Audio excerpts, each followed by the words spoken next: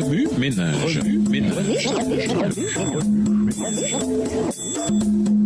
Bienvenue dans votre émission Remue ménage. Voilà au vendredi 22 avril.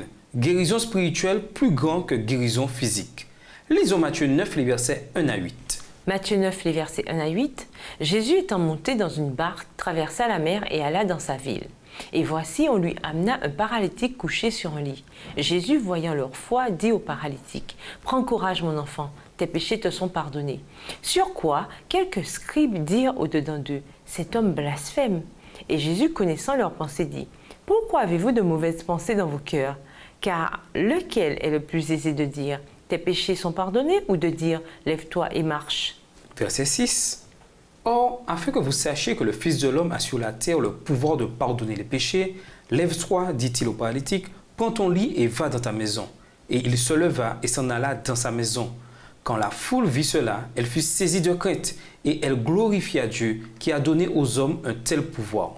Pour conclure, dans la leçon de cette semaine, nous avons vu plusieurs exemples de guérison physique opérés par le Seigneur. L'histoire la plus saisissante est celle du paralytique. Jésus purifia d'abord l'homme de ses péchés, puis guérit son corps. Dans nos prières pour la santé et la guérison, nous demandons fréquemment la guérison physique. Quand notre santé spirituelle laisse à désirer, tout le reste se dégrade. Lorsque nous sommes en bonne santé spirituelle, nous avons l'espérance.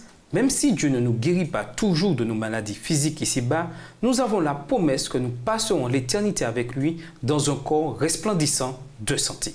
Qu'offrent idées? Visitez un hôpital ou une résidence pour personnes âgées.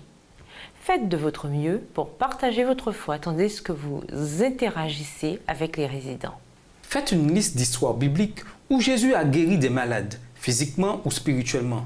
Lisez-les pour raviver votre foi lorsque vous vous sentez découragé en raison de vos problèmes de santé ou de ceux des autres. Dessinez ou peignez Jésus, le grand médecin. Placez votre œuvre là où vous pouvez la voir souvent afin qu'elle vous rappelle l'importance de la santé spirituelle. Téléphonez un ami actuellement malade physiquement ou spirituellement. Demandez si vous pouvez l'aider d'une manière ou d'une autre. Assurez-vous de donner suite à votre offre. Faites une promenade ou une randonnée.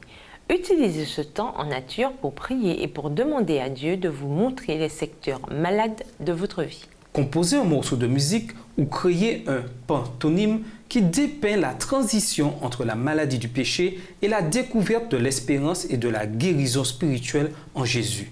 Partagez-le avec les membres de votre classe d'école du sabbat. Écrivez une lettre à Dieu lui exprimant ce que vous ressentez devant son refus de vous guérir ou de guérir un être cher. Demandez-lui de vous donner la paix à l'égard de sa volonté. Comparez les similitudes et les différences entre le bien-être spirituel et le bien-être physique. Faites un tableau qui vous aide à organiser vos idées. Demandez-vous, pourquoi la santé spirituelle est-elle plus importante? Où en est ma condition spirituelle en ce moment?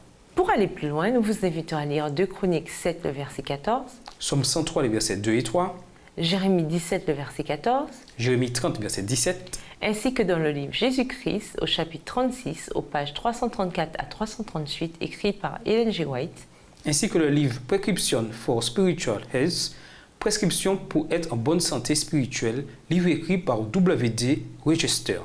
Au revoir. et à demain si Dieu veut. Remue ménage.